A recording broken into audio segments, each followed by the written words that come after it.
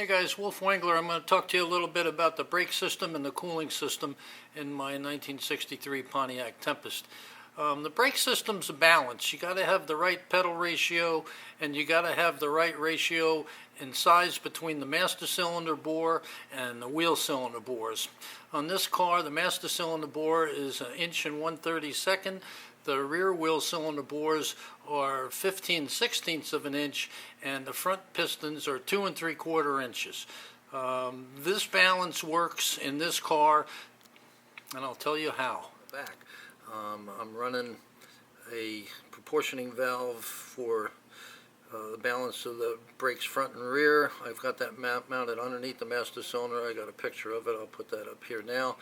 And then there's a little residual valve for the front discs that keeps a couple pounds of pressure in the front, and a little bit stronger residual valve for the rear drums that keeps a little bit more pressure in the drums, so that all systems are ready to go when you step on the brakes. Everything is pressured up and ready to squeeze on the pads. You can see behind the master cylinder there's a little wedge that I had to build to angle the master cylinder out a little bit more so it sits closer to level, and then the lines run from the master cylinder down to a T that goes to the front two brakes, and then runs to the back to the two, obviously, drums in the back. When I built the car in 1995, I sourced parts at the local junkyard. I was living in New Mexico. There were lots of cars being resalvaged there, and I found that the rear discs from Ford, I want to say a Galaxy, but a later model Ford, fit fine for the bolt pattern. It's the same 5 on 4.5, and that lined up just fine with the studs on the hub. And then I had a little centering ring. You can see that stainless steel ring right there that's runs around. I had some guys that I knew. I was still living in New Mexico that had a machine shop in Los Alamos that did a bunch of work for the National Laboratory up there, and they machined a couple of these centering rings for me, that the centering ring presses on the Pontiac hub, and then that Ford disc fits on top of the centering ring, and everything tightens up just fine. You can see here how nice that centering ring works as I snug the wheel up a little bit. It all just comes right together.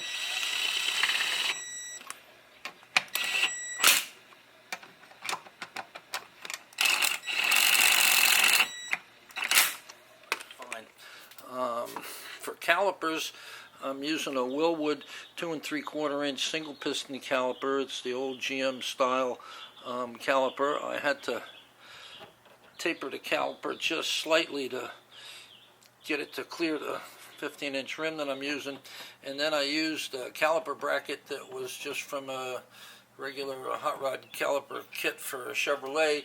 The bolts on the bottom were right, and I had to add a piece onto that of cold rolled steel to make the caliper bracket work in this setup. Another thing about this setup is, in order to use those Wilwood calipers the way I am, I had to plumb the caliper from the top.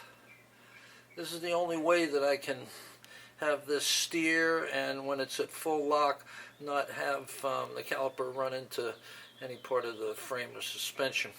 So this means that if I need to bleed the front brakes, I have to pull the caliper off, put a little block in between so the piston can't move, turn it upside down, and then bleed it like that, and then put it back on the car. Luckily, you don't have to bleed the front brakes very often.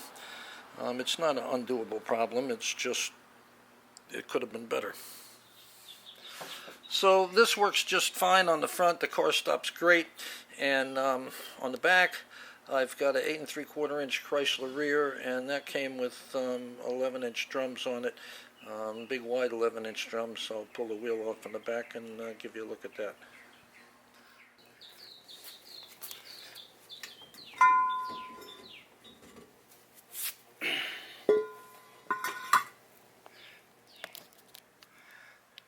Well, here's the brake setup. just big wide pads, big wide brake shoes. And the wheel cylinder is important. Getting the right wheel cylinder bores and having the right master cylinder bore keeps the balance of the brakes working so that you're not overpowered on one end or the other. Pretty simple, old school brakes. Big wide pads, bigger ones on the back end.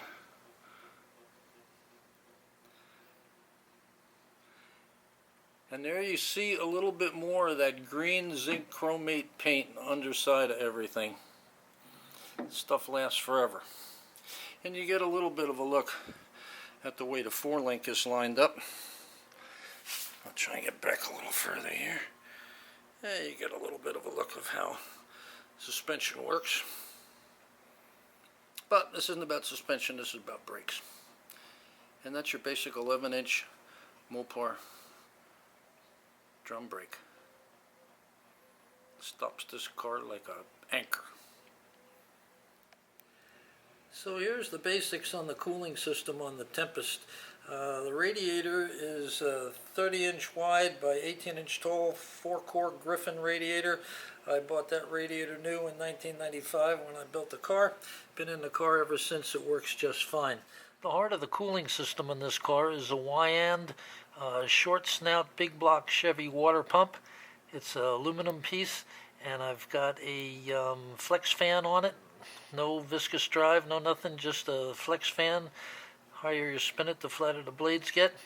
Bottom, I've had to relocate the pickup end of the water pump, move it a little closer to the engine so I could get a little bit more fan belt clearance on this side. You can see the way it was a little close.